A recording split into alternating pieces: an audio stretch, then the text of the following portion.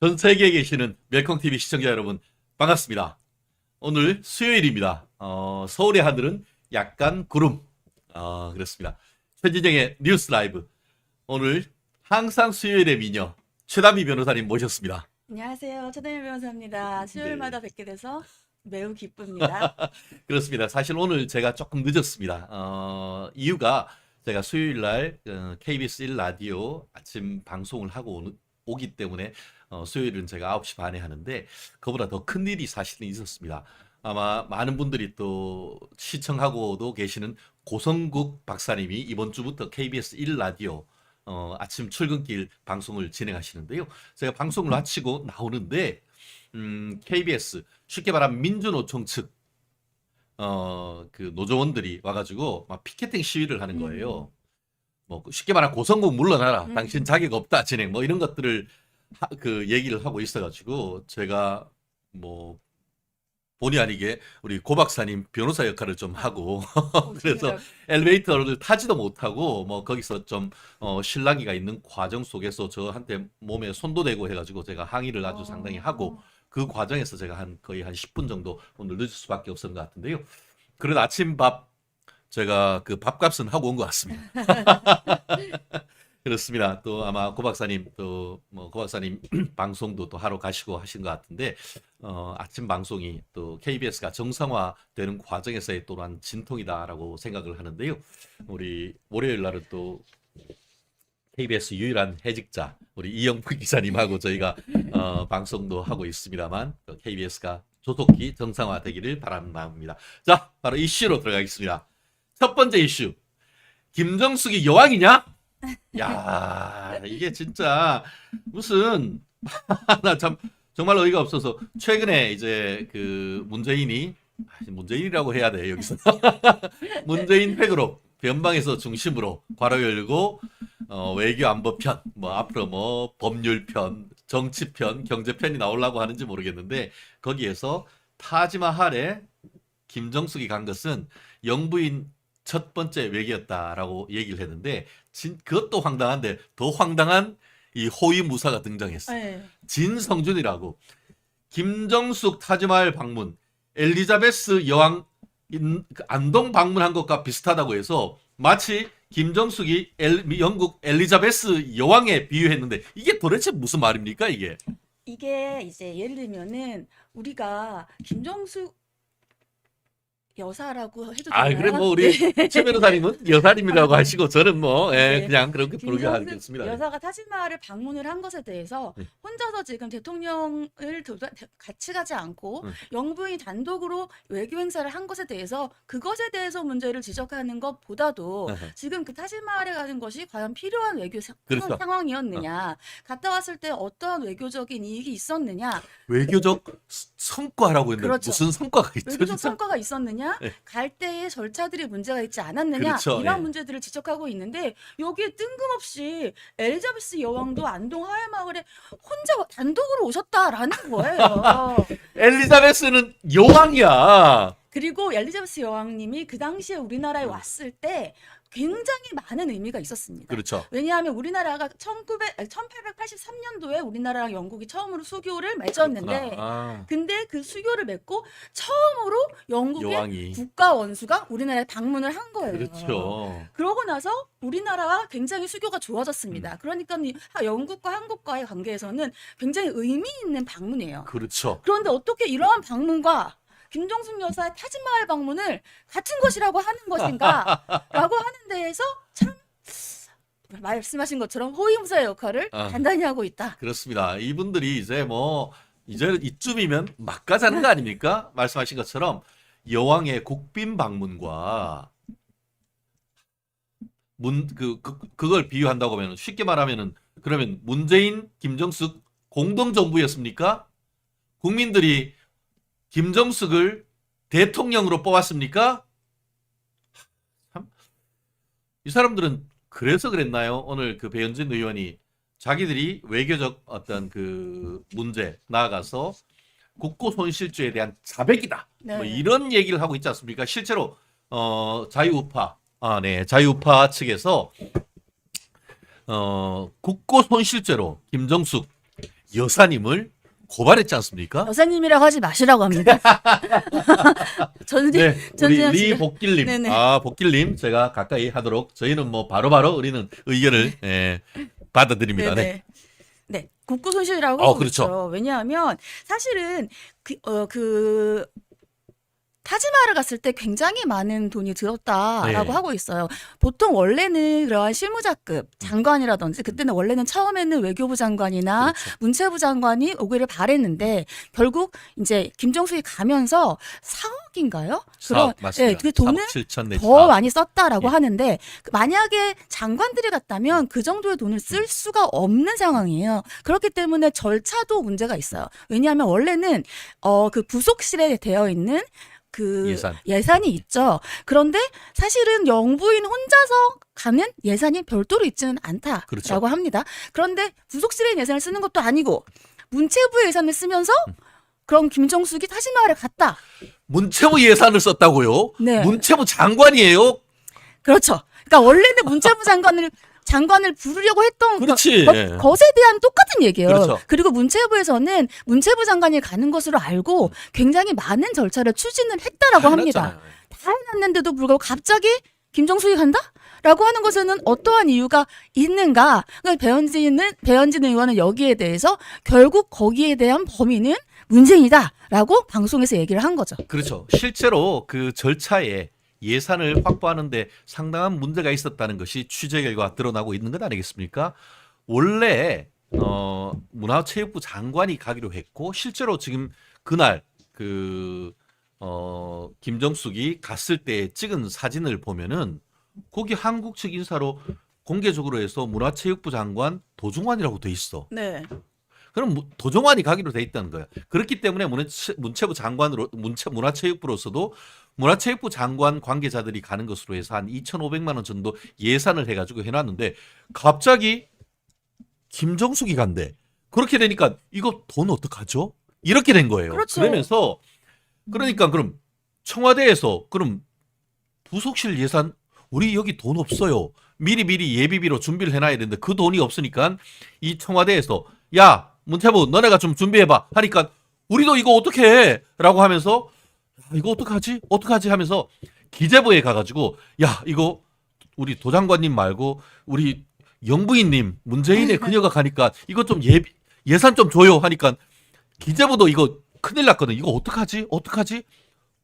원래는 하면은 청와대 예산으로 해서 가야 되지. 그쵸. 그런데 그렇게 되면서 어떻게 되느냐? 어떻게 해가지고 규정에도 사실은 어긋난다라고 하는데 기재부에서 돈을 예비비로서 문화체육부의 예비비를 만든 다음에 문화체육부 비용으로 해가지고 어떻게든 해서 공군 2호기에 문재인이 인장 붙여가지고 보낸 거 아닙니까? 그렇죠. 이게 국고 손실이라는 거 아닙니까? 맞습니다. 절차도 잘못됐고 돈도 잘못됐고. 맞습니다. 그리고 김정숙이 그 당시에 방문을 했을 때 목적이 어떠한 인도의 뭐죠?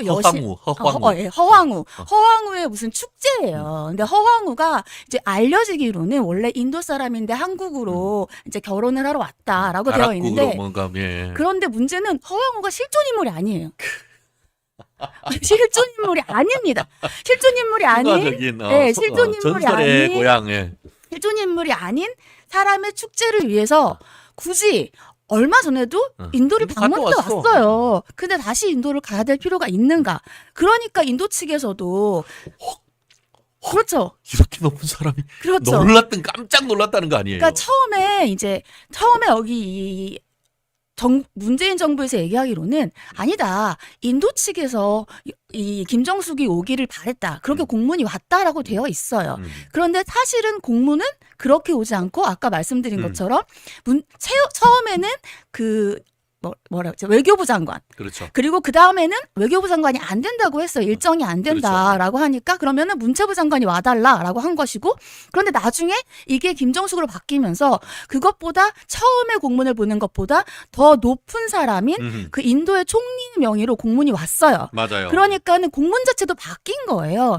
그리고 만약에 그게 그렇게 중요한 것이었으면 외교부 장관이 거기에 시간이 없어서 못 간다고 거절을 하지는 않았을 거 그렇죠. 아닙니까? 그러니까 그렇게 무리까지 해가면서 갈 일이었는가라는 것이 이상한 점이죠. 외교적 성과인데 외교 보고서에는 없대요. 아하. 그건 또 무슨 어이없는 소리예요. 뭐든 그렇게 갔다 왔다고 하면은 그 성과 중에 가장 중요한 성과라고 하면은 외교부 보고서에 나와 있어야 되는 거 아닙니까? 그쵸.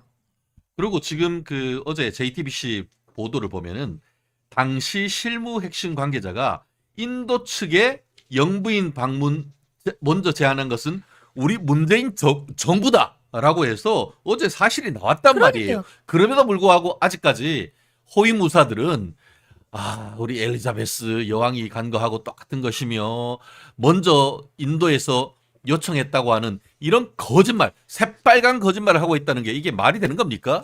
그러니까 잘못을 했으면 이게 문제가 그 당시에 예. 있었다라고 인정을 해야 되는데 그럼에도 불구하고 그런 인정은 하지 않고 배현진 의원이 지적한 것처럼 오히려 회고록을 내면서 네. 그 당시 회고록에 그 당시에는 그것이 굉장히 중요한 일이었다. 김정숙이 가는 것은 이라고 하니까 그러면 그것이 국고손실이라든지 이런 것을 본인이 자백한 거 아니냐. 그렇죠. 그러니까 회고록의 제목을 자백으로 바꿔야 되는 게 아니냐. 그렇죠, 맞습니다. 이런 얘기도 했습니다.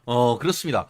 사실 민주당과 또 문재인 전 정부에서 계속 자기들이 주장하기를 이거 내가 했는 게 아니고 인도에서 여사님 먼저 오라고 요청을 했기 때문에 그렇다라고 하고 있고 지금 국민의힘 같은 내지는 많은 국민들은 아닌 것 같은데라고 얘기하는 한마디로 이런 정치적 사안에 대해서 논란이 있으면은 민주당은 뭘 하자고 해야 되죠?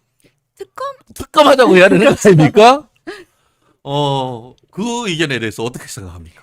일단 이 부분에 대해서 김건희 여사의 특검을 무력화시키기 위해서 예전 일을 꺼냈다라고 주장을 하고 있어요. 그런데 그게 아니라 먼저 지금 회고록을 냈고 그래서 예전에도 이것은 문제가 됐었던 일이라서 다시 문제를 제기한 겁니다. 그리고 김건희 여사의 특검과 이 김정숙의 특검은 달라요. 맞아요. 뭐 김정숙의 특검을 한다고 뭐 김건희 여사의 특검에 대해서 더 이상 언급을 하지 않고 그런 것이 아니잖아요. 그렇죠. 재밌는 거 하나 지금 해드릴게요. 김경희님. 참, 저도 이거 처음 하는데 허황우 공원 준공식도 아니고 기공식.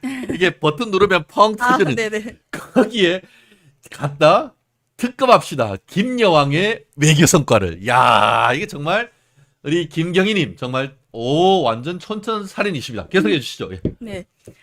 어디까지 했죠?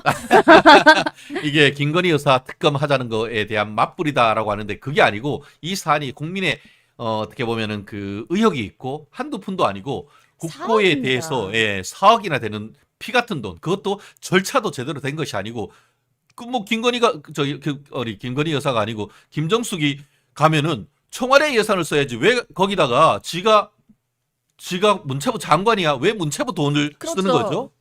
그러니까 일단 거기에 대한 절차가 잘못된 거죠. 예. 그리고 예를 들자면은 그러한 절차가 잘못됐을 때에는 말씀하신 것처럼 민주당에서 특검을 요구를 해야 돼요. 그래요. 의혹이 있는데 아니, 정치적 사안인데. 아니 보수들은 그러니까 이제 뭐 여당에서는 항상 특검이 중요한 게 아니다. 그러니까 특검이 있는데 그 중에 검찰이 있고 공수처가 있고 공수처는 또 민주당이 꾸역꾸역 만든 데입니다. 그렇지. 공수처가 있고 그리고 상설 특검도 있어요. 근데 늘 특검을 주장을 해요. 그렇다면 이런 문제가 있어서 아무 문제가 없다라는 것을 증명을 하려면 특검을 해야 되잖아요. 그런데 또 여기에 대한 특검은 물타기라고 얘기를 하니 그러니까 앞뒤가 안 맞는다는 거죠. 앞뒤가 안 맞지. 결국은 내가 하면 로맨스, 네가 하면 뭐 불륜, 뭐 이런 내로남불. 어떻게 해.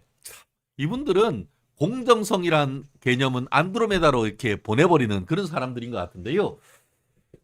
진짜 타지마할 전용기를 타지 말걸. 뭐 이런 트라이애너님 그렇게 말씀하셨고, 민국님 이 나라가 어쩌다가 이따위로 변질되었나 참으로 개탄할 수밖에 없다. 웃겨서 정말 이런 말씀하셨고요. 전혜영님 회고록 같은 소리 하시네. 자백서가 맞네. 자백서라고 얘기를 하고 있고요. 상사화님 국고 손실액 환수하면 안 되나요? 처벌은 어떻습니까? 드린 것처럼 국고 손실죄로 이미 고발을 해놓은 상태입니다. 이 사안 경찰 검찰이 제대로 수사를 하지 않으면 어디서 조사해야 한다? 기본적으로 고위 공직자 전 공직자에 대한 것도 민주당이 만들어놓은 공수처에서 수사를 해야 되는 겁니다. 그리고 이번에 어땠어요? 공수처장 후보에 대해서 민주당이 오케이 했잖아. 네. 그렇다고 하면 공수처에 오라를 받아라 뭐 해야 되는 것이고 그것도 안 되면은 뭐 해야 된다? 특검하면 되는 거지. 특검. 네네. 아 그렇습니다. 야, 이런 참, 야 정말 짜증 납니다. 정말. 우리 페이크님 심지어 한강 북한 특수부대가 그 들어올 수 있도록 한강 밑에 있는 수중지도 그대로 북한에 보냈단 말이에요. 그거 거의 정말 트리즌, 이 반역 수준이 아닌가라는 얘기가 예전부터 나왔단 말이에요.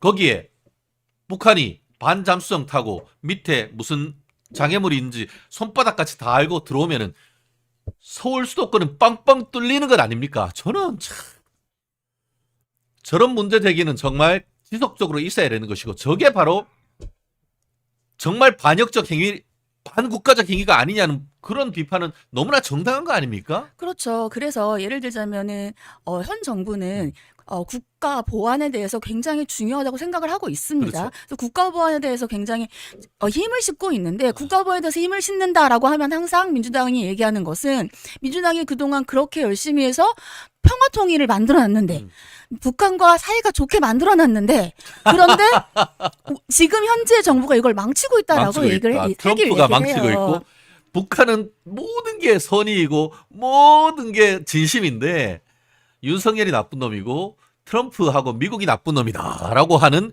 북한의 대변인 소리를 듣고 있는 거 아니겠습니까? 그런데 이제 민주당이 평화로운 시대였다고 했을 때에도 북한은 미사일을 쐈습니다. 그렇죠. 남북 연락사무소 폭파시켜버렸어. 네. 그거 다 우리 돈이에요. 그렇죠. 그러니까는 이게 국가 보안에 대해서 철저하지 않으면 결국은 이 북한이 우리에게 공격하는 것에 대해서 방어를 할 수가 없어요. 그렇기 때문에 방금 말씀하신 것처럼 모든 것들에 대해서 철저히 수사를 해야 된다라고 생각합니다. 그렇습니다. 어제도 말씀드렸죠. 그 통일부 장관님이 이 사안에 대해서 그렇게 얘기했습니다. 외교에 있어서 두 가지가 중요하다. 하나는 의도, 하나는 능력. 능력은 다 돼가지고 ICBM을 넘어서 IRBM, SRBM을 하는데 선의, 의도만 가지고 나는 우리 꿀꿀이라고 참 맞죠? 뭐 돼지라고도 불리우는 정은이의 선의만 믿는다? 도대체 당신은 대한민국 대통령 맞습니까? 어제도 제가 여기에서 헌법에 있는 대통령 취임 선서 나는 국가를 수호한다라는 국가 수호자, 헌법 수호자의 역할을 제가 말씀드렸습니다. 대한민국 국민의 생명과 안전을 지켜야 될 1차적 책임자가 대한민국 어떻게 보면은 제1주적이라고 할 수 있는 북한의 영도자, 수령자의 말만 믿는다는 게 도대체 이게 무슨 코미디입니까? 저는 제일 이해가 안 가는 게 그 김정은이죠. 김정은이 누구? 네, 김정은의 부인 이름이 뭐죠? 아, 갑자기 나를 네. 오동통하네. 난 그 사람에 대해서 여자라고 왜 쓰는지를 모르겠어요. 그렇지. 그렇게 네. 철저하게 여사라고 해야지. 거기는 그래놓고 민주당에서는 김건희. 네, 김건희 여사에 대해서는 본인들의 여사님은 여사가 리설주 맞아요. 리설주 리설주. 여사라고 하고 김건희 여사에 대해서는 김건희라고 한단 말이죠. 그런 것 자체도 저는 좀 이해가 안 갑니다. 그러니까 그분들의 마음속 대통령과 마음속 여사님은 리십니까? 야, 정말 이거 해도 너무한 거 아닙니까? 그렇습니다. 참 대한민국이 어쩌다가 그래서 그런 얘기하죠. 윤석열 대통령에 당선돼 주신 것만 해도 나라 구한 거라고. 네, 물론 뭐 요즘 대통령에 대한 국민의 지지도가 많이 떨어지고 또 특히 자유보수 우파에서도 많은 실망을 하고 있습니다만 만약에 윤 대통령이 당선되지 않았다고 하면 대한민국 벌써 거덜났고 그대로 우리 똥돼지한테 갖다 바쳤다. 이런 예측, 뭐 역사에 만약이라는 얘기는 없지만 만약에 그렇게 됐다라고 한다고 하면은 정말 지금 우리가 이런 방송도 하기 어려웠을 그럴 상황 아니었겠습니까? 방송 못하죠. 방송 못하죠. 네. 거기다가 우리가 뭐 정은이 이렇게 얘기했다가 뭐 그냥 돌 날아오고 막 잡혀갈 때 최고 전원 모독죄로 꼭 보면 뭐 방송에 김정은 위원장님이라고 꼭 붙이라고 그렇죠. 옛날에 우리 방송할 때 그런 지침이 있었어요. 맞아요. 네. 왜 위원장님이라고 불러야 돼요? 예. 옛날에 내 진짜- 위원장이 아닌데. 예, 그러게. 우리의 위원장이 아닌데 내 마음대로 왜 못 불러? 옛날에 저랬잖아. 그러니까 100분 토론에 그때 우리 변호사님 누구예요? 이렇게 머리 헐러덩 이렇게 벌어지시고 아, 전원책 저런 책 변호사님. 변호사님이 그러면서 이게 김정일을 개댕댕이라고 부르지 못하면은 이게 대한민국이냐고라고 했고 그게 문제가 됐지만 방송통신위원회에서 그 정도의 표현의 자유 인정한다고 했지 않습니까? 그렇죠. 그런 정도의 어떤 표현의 자유가 있어야지 무슨 얼어 죽을 무슨 김정은 위원장이야. 아유 진짜 짜증나.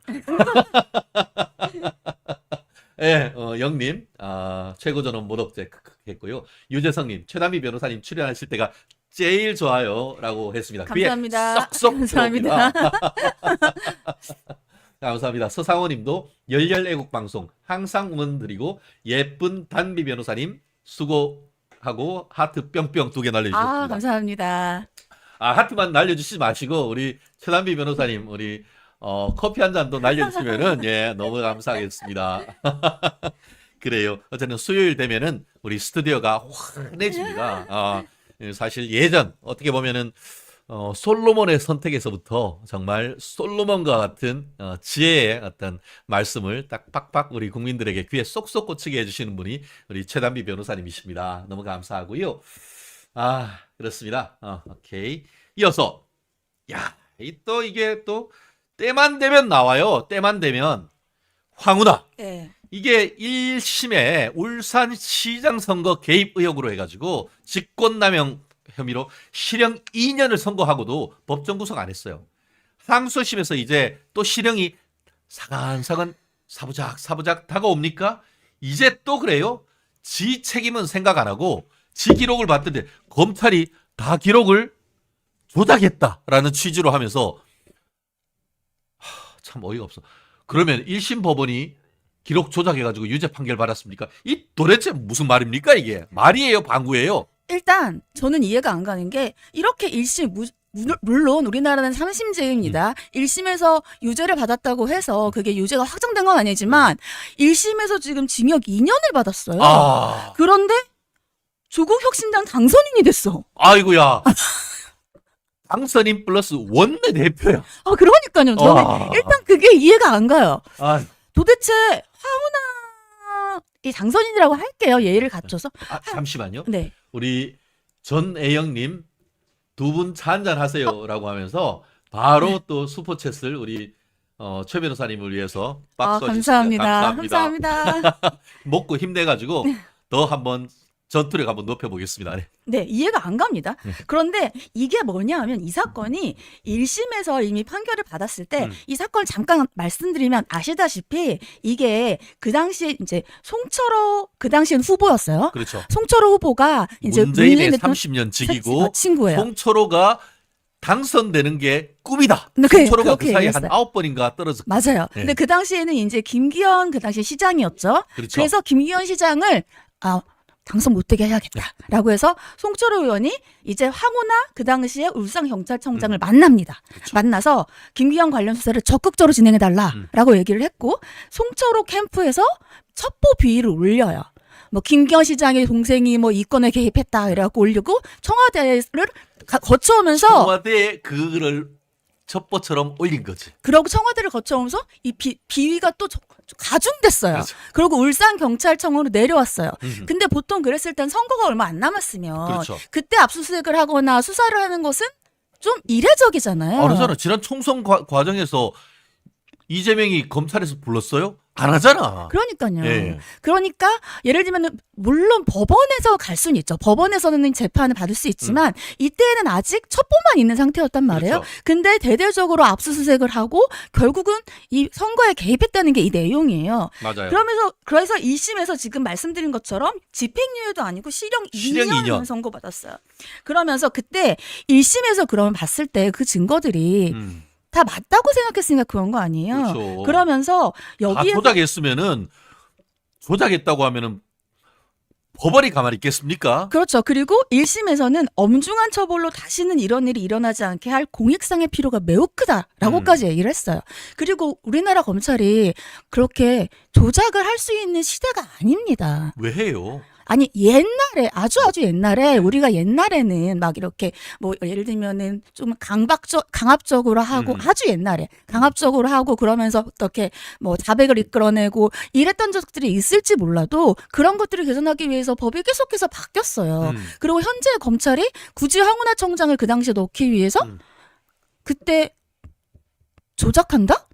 근데 그 말씀드리고 싶은 건 증거는 경찰에서 올라옵니다. 그렇죠. 검찰이 증거를 만드는 게 아니에요. 그렇죠. 그럼 검수완박 다 해놨잖아. 그런데 경찰에서 올라온 증거를 검찰이 조작을 하면 그러면 법원에서는 경찰 것도 보고 검찰 것도 보는데 그러면 검찰이랑 경찰이 다르면 분명히 여기에 대해서 물어봐거나 아니, 문제 제기를 하거나 어떤 증거가 맞는지 판단을 했을 거예요. 네.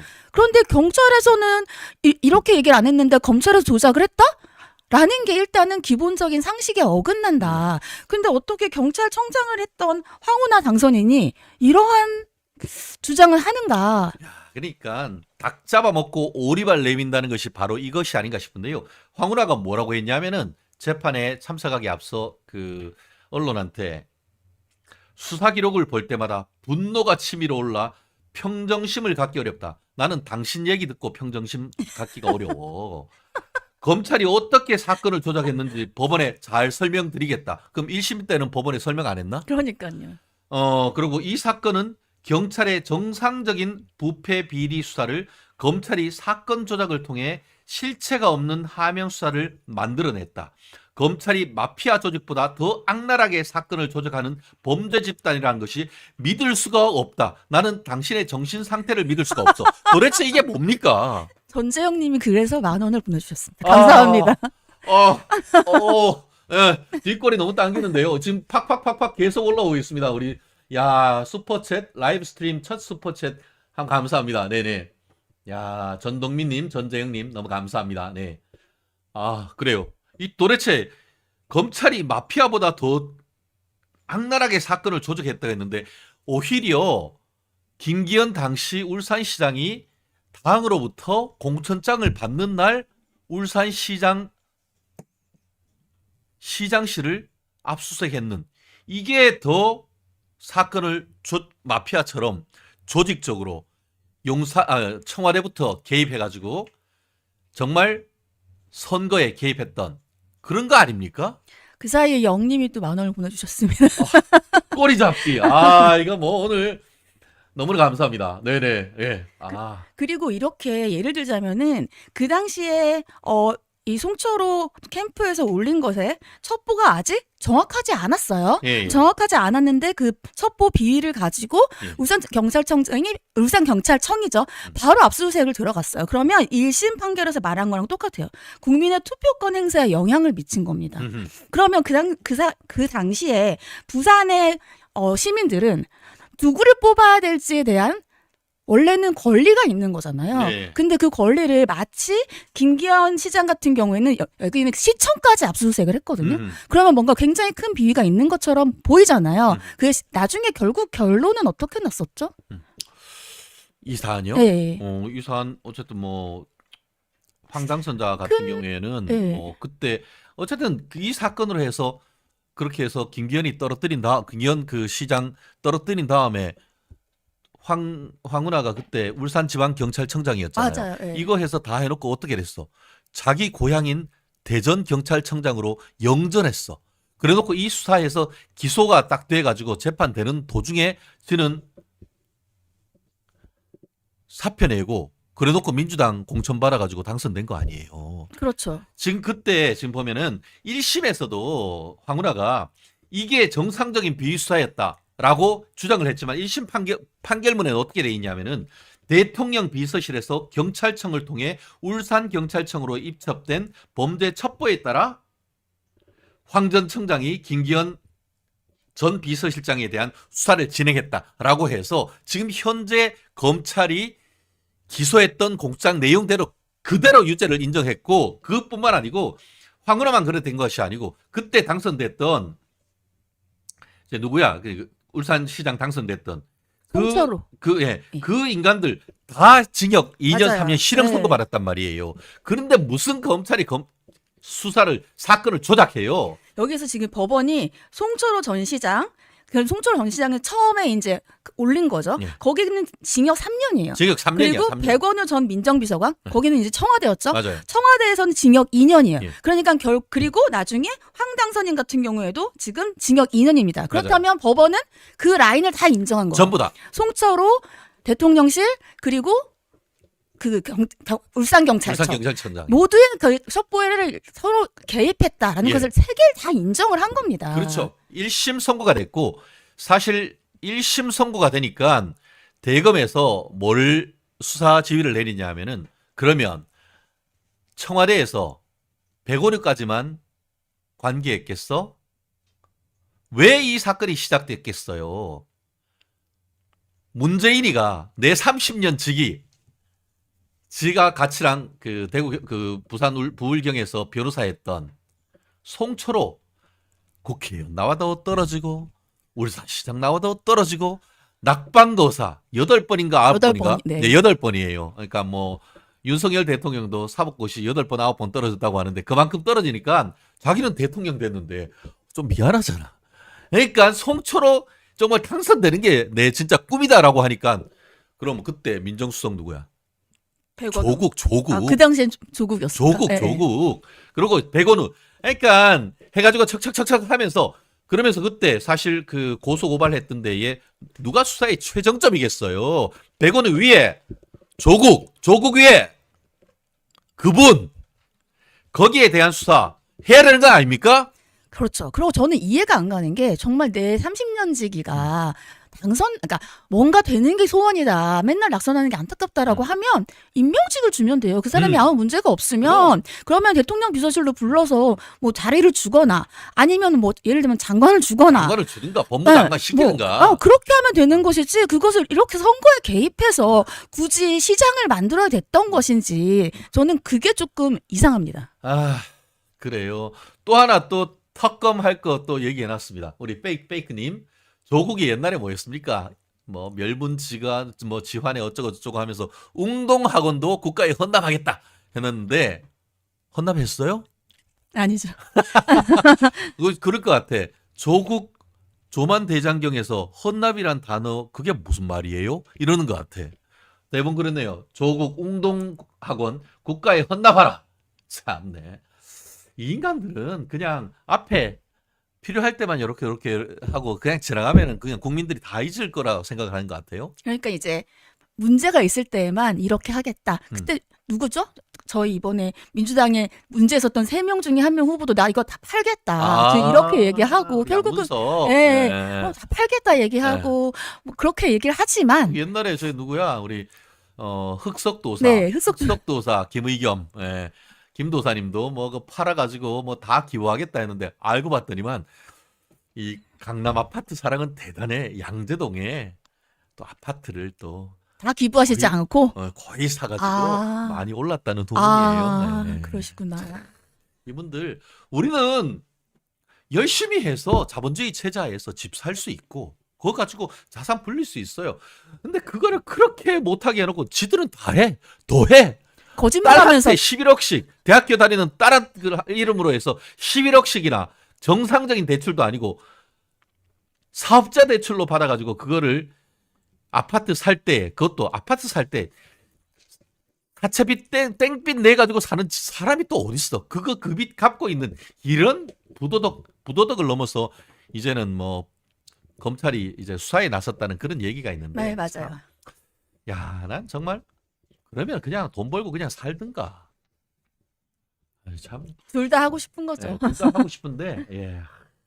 참, 그렇습니다. 예. 정말, 아까 말씀드린 것처럼, 황운하, 지금 뭐, 본인은 검찰이 수사까지 다 조작을 했다라고 하고 있는데, 그럼 2심 법원 한번 두고 봅시다. 만약에 법원에서 유죄 그대로 나고, 그 상태에서 법정 구속되는 모습, 국민들은 세세히 지켜볼 겁니다.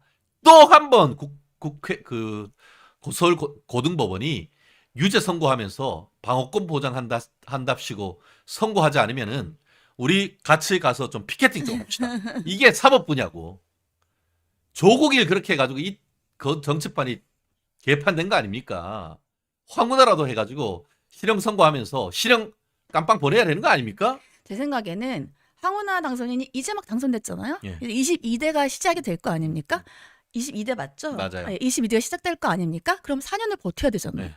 그러니까 이제 남은 거는 두 개밖에 없어요. 고등법원, 대법원. 그러니까 고등법원에서 시간을 최대한 끌고 싶은 거야. 그래서 나는 검찰이 조작됐다. 이런 주장을 하면서 시간 끌기를 해서 어떻게든 4년을 다 마치고 싶은 거예요. 제가 봤을 땐 그럴 것 같아. 사법부가 유죄를 선고하면은 검찰이 겁박해가지고 법원을 겁박해가지고 했고 또한 또 그럴 거 아니야. 이번 판사도 대법관을 노리고 이렇게 해서 이 사람들은 진짜 사건의 실체를 얘기를 하는데 그런 메신저를 막 공격하는 이런 식이 한다는 건 저는 도대체가 이 사람들은 정신 상태를 저는 정말 상식적으로 납득하기가 참 어려운 것 같아요. 그런 것들을 이제 주장을 하면서 어떻게든 시간을 끄는 시간을 거죠. 끄는 거지. 시간을 끌어서 되겠습니까? 그냥 철퇴를 꼭 날려줘야 되는 거죠. 그렇습니다. 그렇습니다. 참 티얼스님 윤규근 총경 지금도 떳떳하게 공직생활 버닝썬 책임지셔야죠. 뭐 그런 얘기도 있었고 페이커님 당선 무효형이 남았다. 뭐 이런 것도 있고 페이커님 또 방탄국회다. 아 김동민님 참 죄인이 더 당당한 나라. 아 그 죄인이 죄인이냐 죄인이냐 뭐 이런 얘기도 있고 또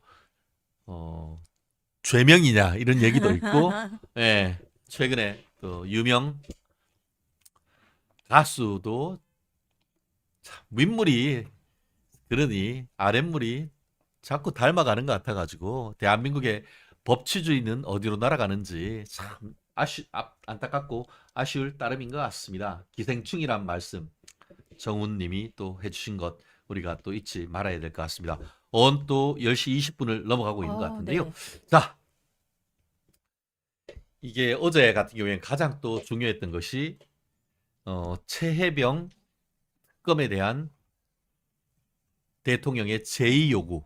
오늘 또 각 신문 일면을 네. 강타하고 있는 사안인 것 같습니다.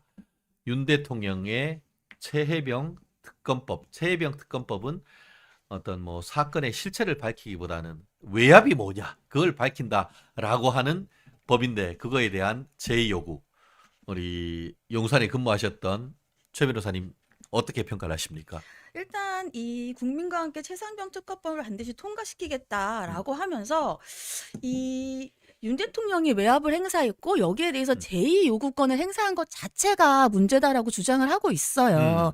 그런데 이 특검 같은 경우에는 문제가 되는 것이 이 특검에서 그러면 이 특별 검사를 선임을 해야 되잖아요. 그 특별 검사를 민주당이 선정하는 3명 중에 1명을 특별 검사로 선임을 해요. 그렇죠. 2명 중에 1명. 예. 2명 중에 1명. 그게 말이 되나요? 왜냐하면 민주당 하나 국민의힘 하나에서 해서 뭐 그렇죠. 특별 검사를 선임은 모르겠지만 일단 그렇게 하자는 것 자체이고 여러 가지 절차적인 문제가 있다는 거예요. 그래서 최상병에 대한 것을 사건의 조사를 하지 않겠다는 게 아니에요. 이 대통령의 제의 요구권은 여러 가지 법의 절차에 문제가 있기 때문에 이 법에 문제가 있으니까 제의 요구권을 행사하자는 것인데 마치 민주당은 대통령이 여기에 대한 외압을 행사한 것이 있기 때문에 자기의 이익을 위해서 이것에 대한 제의 요구권을 행사하고 있다. 그렇기 때문에 제의 요구권 행사가 탄핵 사유다. 또 이렇게 주장까지 하고 있습니다. 그러니까 그 실제로 최상병에 대한 추모와 애도를 하기 위한 것이 아니고 이젠 대놓고 얘기하잖아요. 특검 거부하는 자가 범인이다라고 하고 있고 더불어서 그거 거부하면은 탄핵하겠다라고 지금 민주당 국회의원들이 대놓고 얘기를 하고 있어요. 저는 그렇게 얘기를 합니다. 진짜 추모하려고 하는 인간들이 추모식에 한 명도 안 갔냐?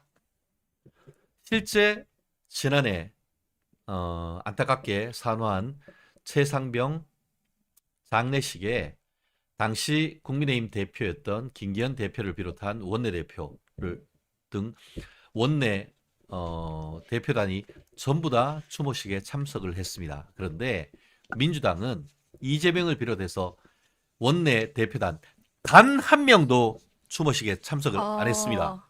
그러면서 어떻게 보면은 그 부분은 재해와 관련되다 보니까 민주당 국회의원들 중에 소방수 출신이신 예. 국회의원 단 한 명만 거기에 참석했습니다. 그리고 그분도 그 과정에서 민주당에 실망했는지 젊으신 분이잖아요. 오영환입니까?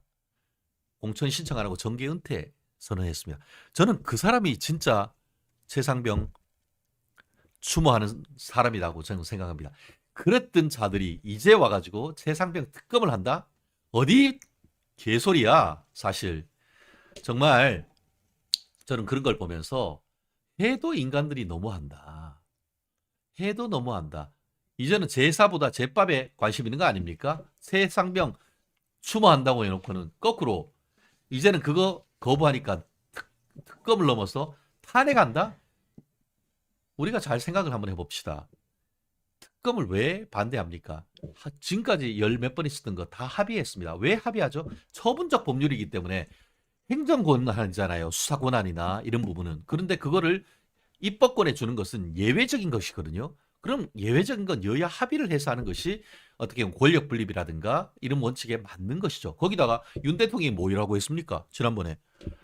이게 공수처 수사를 보고 미진하면 내가 먼저 공수처 하겠다고 네. 이게 그 특검하겠다고 얘기했지 않습니까? 네, 그렇죠. 그러니까 절차에 따라서 이미 이제 예를 들면 공수처의 문제가 있다라고 한다면 그러면 특검을 하겠다. 예. 근데 아까 말씀드렸듯이 공수처는 민주당이 만든 거예요. 네. 근데 굳이 공수처를 뛰어넘어 음. 특검을 만드는 것이 맞는 것인가라는 얘기인 것이고 말씀하신 것처럼 이제까지 특검은 여야가 다 합의를 했어요. 근데 여야가 합의하지 않는 것에 대해서는 그러면은 문제가 있다라는 네. 거죠. 그렇죠. 그리고 이게 진짜 골 때리는 게 우리가 자연법 원리 그런 얘기하죠. 법 철학에 보면은 누구도 자기 사건의 심판관이 될 수 없다라는 것이 헌법에 있어야 되는 것이 아니고 사실상 불분율로서 그런 거 아닙니까? 판사가 자기가 음주운전 해놓고 자기가 자기 사건 심판관 할 수 있습니까? 안 되는 못하죠. 거죠. 근데 이 사건은 어떻습니까? 최상병 특검 누가 고발했죠? 민주당이 고발했어요. 그래놓고 지들이 고발 사건에 대한 수사하는 검찰을 특별검사를 추천한다? 이게 무슨 소리야? 지금 검수완박하면서 국민이 고발을 한 사안에서 고발인의 이의신청권 박탈해버렸어요.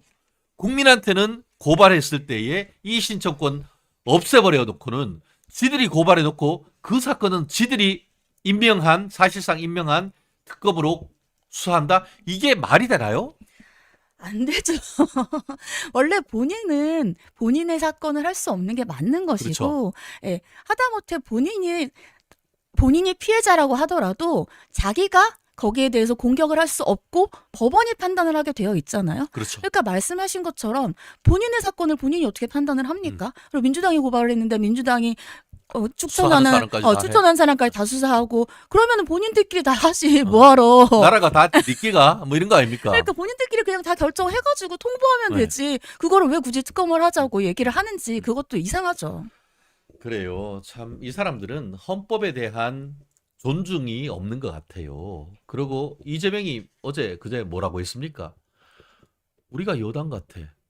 지들이 대통령이잖아요. 지들이 그러니까 입법권, 나아가 예산 편성권도 지들이 다 있는 것처럼 해서 헌법을 개무시하고 있는 그런 거 아닙니까, 지금? 그러니까 이제 본인들이 다수당이니까 어떠한 것들에 대해서도 그 법을 통과시킬 수 있다라고 생각을 하는 거죠. 그렇기 때문에 이제 그렇다고 한다면 더욱더 제대로 된 법을 만들고 국민들에게 필요한 법을 만들어야 되는데 지금 최상병 특검법 같은 경우에는 필요 없다는 게 아닙니다. 거기에 대해서는 절차에 대해서 잘 맞춰야겠지만 이거는 그냥 민주당이 자기들이 하고 싶은 대로 결론을 내리겠다는 거잖아요. 그렇기 때문에 그걸 1호라고 하는 것도 결국은 민주당 우리가 하고 싶은 대로 다 할 수 있어. 맞습니다. 페이크는 입법 폭주예요. 그렇기 때문에 그런 것들에 대해서 굉장히 거만한 태도를 취하고 있다라고 볼 수밖에 없죠. 그렇죠. 그리고 사실 2014년에 지들이 그렇게 난리쳐가지고 상설 특검법 만들어놨지 않습니까?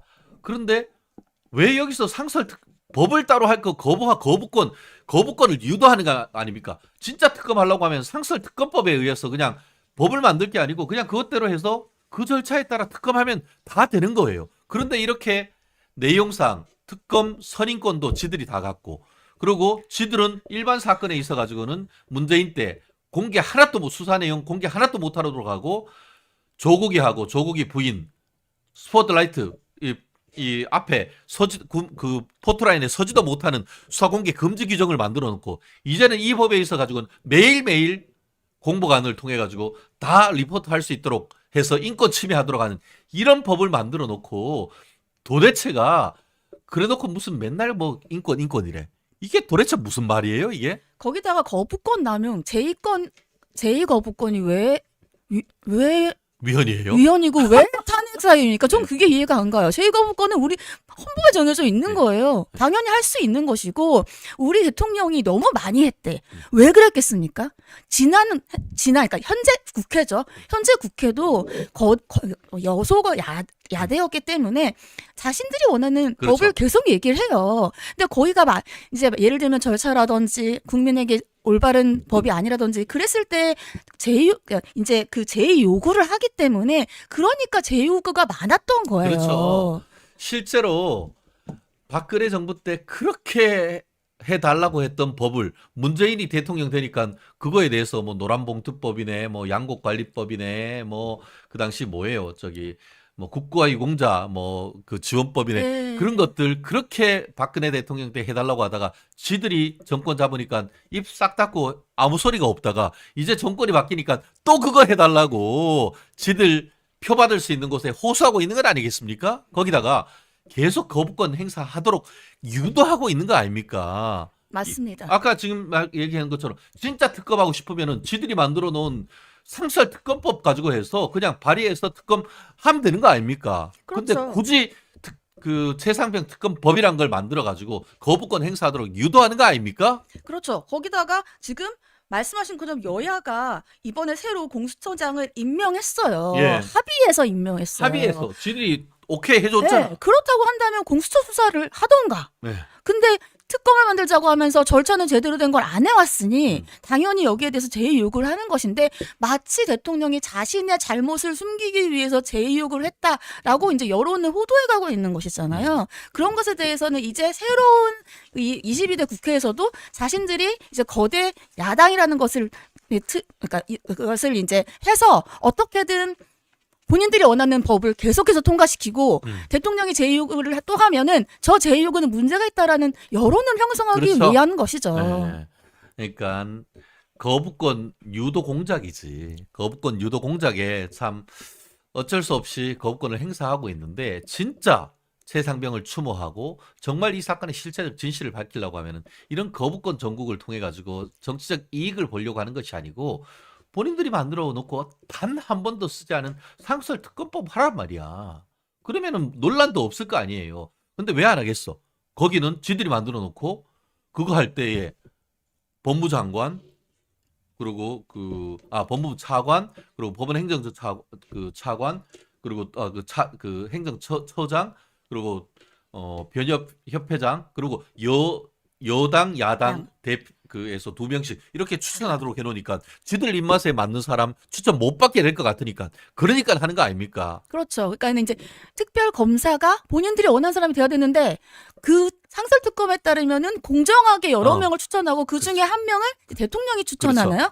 대통령이 맞아요. 임명하나요? 그러니까 안 될 것 안 될 것 같으니까. 같아요. 그러니까는 이번에는 자신들이 말한 이 특검을 하자라는 거죠. 애초부터 사건의 실체적 진실을 가리기보다는 이거 거부권하고 거부권 행사하는 것이 탄핵 사유라고 해서 윤 대통령 탄핵으로 몰고 가려고 그렇게 하는 거 아닙니까? 국민들을 개돼지로 합니까? 국민들을 바보로 하나? 그렇기 때문에 이 사안 여론전으로 그러니까 일부 여론조사에 보면은 이 사안에 대해서 특검을 해야 된다는 여론이 조금 높다는 이유로 그거에 편성해가지고 나라를 정말 흐트러 놓고 정부를 타도하려고 하는 그런 전략 아닙니까? 정말 있어서는 안 되는 저는 일이라고 생각을 합니다. 그래요. 오늘 거의 이제 마지막 그 이슈가 되어야 할 것 같은데요. 참 답답하긴 합니다. 여소야대가 너무 극명하게 갈리고 있는데 22대 원구성 협상이 이제 시작됐습니다. 말은 협상이라고 하는데 이거 다 내끼다. 운영위원회, 법사위원회를 비롯해서 전 국회위원회를 위원장을 싹쓸이 민주당으로 가져가겠다라는 마각을 지금 드러내고 있다는데 이 상황 어떻게 봐야 되는 겁니까? 이게 말이 됩니까? 그럼 협상을 왜 하죠? 원구성 협상에 돌입했다지만 여기서 보시면 법사위원 대통령을 견제하기 위해서는 국회 법제사법위원장과 운영위원장을 반드시 민주당이 확보해야 된다. 그렇기 때문에 우리는 강공을 하겠다라는 건데 그러면 이제까지의 계속된 국회는 대통령을 견제하지 못했습니까? 그렇지는 않아요. 나붙어놨지 않습니까? 그렇죠. 아니 그 전에도 마찬가지예요. 원래 법제사법위원회 같은 경우에는 돌아가면서 하는 것이고 그렇죠. 그 운영위원회도 마찬가지예요. 그리고 법제사법위원회, 운영위원회 이렇게 집착하는 이유는 법제사법위원회는 법의 최후의 보루입니다. 그러니까 자신들이 만들어 놓은 법을 그냥 통과시키고 싶은 거예요. 만약에 법제사법위원장이 만약에 여당 사람이라고 한다면 통과가 어려울 수 있으니까. 그렇죠. 그리고 운영위원회 같은 경우에는 이제 대통령실이 들어 있습니다. 그러니까 대통령실과 관련돼서도 자신들이 다 하고 싶다는 거죠. 그러니까 이 두 가지가 중요하니까 이 두 가지는 꼭 가지고 싶은 거예요. 근데 국회의장도 자신들 사람이에요. 그렇다면 도대체 국회는 뭐하러 여당이 있습니까? 결국 국회를 민주당 의원총회장으로 만드는 거 아닙니까? 못하라고 국회의장이 있습니까? 그냥 당대표가 국회의장하고 원내대표가 부의장하고 지들이 원내에 있는 뭐 다선들 그냥 쫙 깔아버리죠. 그러고 의원총회 해버리죠. 의원총회 하지 못하라고 국회 본회의는 엽니까? 지들이 헌법 개정 빼고는 다 할 수 있는데 이게 바로 현대적 의미의 권력 분립, 기관 내 권력 통제 모델이라고 할 수 있는 최근의 어떤 그 헌법 이론의 정면으로 배치되는 거 아닙니까? 왜 국회의장을 두면은 어떻게 보면 법사위는 그 반대되는 당의 어떤 그 유력한 또 다선 의원 어떻게 보면 정치인 중진을 안 치겠습니까? 서로 견제와 균형을 통해 가지고 합의를 이끌어내라는 그런 헌법의 권력 분립 정신이 헌법에 투영된 거 아닙니까? 맞습니다. 그리고 예를 들면 이렇게 생각할 수 있어요. 국회의장이나 법제사법위원장이나 운영위원장이 다 같은 당의 사람이라면 뭐가 문제일까? 그런데 잘 생각해 보면 그러면 지금으로서는 민주당이 발의하는 법안이 그대로 통과될 수밖에 없어요. 근데 민주당이 발의하는 법안이 국민에게 반드시 유리한 법안만이 아닐 수가 있습니다. 대표적인 게 검수완박이고 대표적인 게 저기 주택임대차보호법이죠. 주택임대차보호법 네. 아니에요. 지금 최근에 그 전세자금 올라가지고 난리라고 하는데 그거 마구 통과시켜 놓는 후가 아닙니까? 그런데 법은 한번 생기면 없앨 수가 없어요. 웬만하면 맞아요. 없앨 수가 예, 없어요. 예, 그렇기 예. 때문에 항상 견제와 균형이 필요하고 말씀하신 것처럼 이쪽의 의견과 저쪽의 의견을 다 들어야 돼요. 그런데 그것을 듣지 않고 자신들이 원하는 대로만 다 하겠다는 게 지금 이번에 원 구성이거든요. 그렇죠. 근데 원 구성 협상에 돌입했다라고 하는데 강공을 예고했다. 음. 우리는 법제사법위원장과 운영위원장 다 갖고 오겠다 했다. 이건 협상이 아니죠. 아, 참 답답한데요. 그렇습니다. 그 김진표 현 국회의장이 진영 논리에 반대하면 수박으로 몰아서 역적몰이하는 것은 민주주의의 위기다라고 얘기를 했습니다. 물론 김진표 의장도 그렇게 얘기하면 사실은 역적이에요.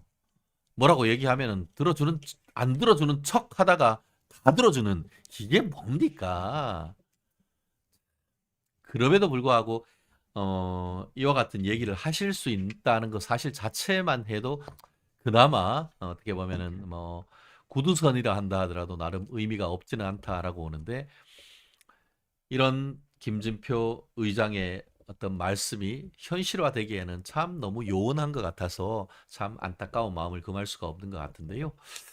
마지막으로 지금 이와 같이 또 여소야대 상황 속에서 몇 안 되는 108명, 뭐 108번뇌라고도 하는데 이 국민의힘 108명 국회의원들한테 우리 최단비 변호사님이 좀 따끔한 소리 한번 해주시죠. 네, 지금 민주당에서는 이재명 대표가 아예 대놓고 얘기를 했어요.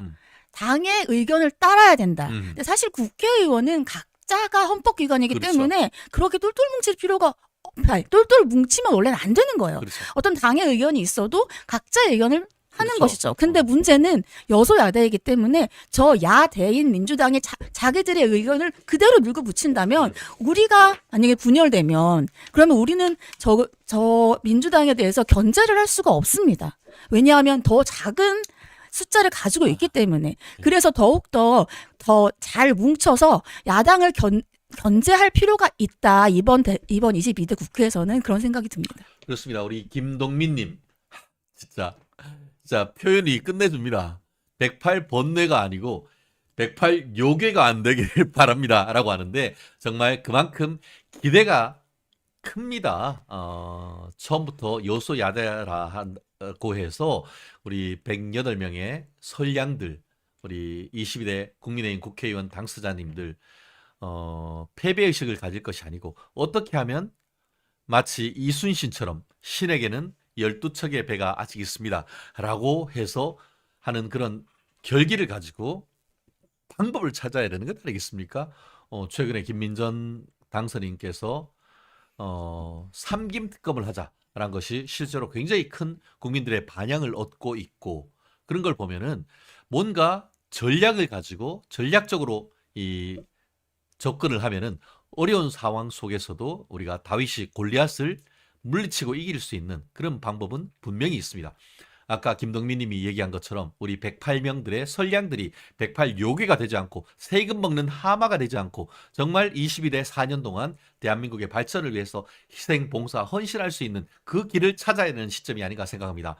오늘 수요일 우리 수요일의 미녀 최단비 변호사님 함께 왔는데요. 우리 최 변호사님 마지막으로 우리 시청자 여러분께 한 말씀 해주시고 마치죠. 네.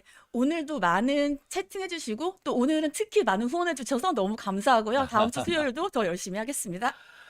그렇습니다. 또 전재인님 각자가 헌법기관 이거 크게 배우고 갑니다. 오늘 정말 수고하셨습니다 했는데요. 댓글 달아주시고 격려해 주시고 슈퍼챗 보내주신 분을 포함해서 많은 분들께 감사드리고요.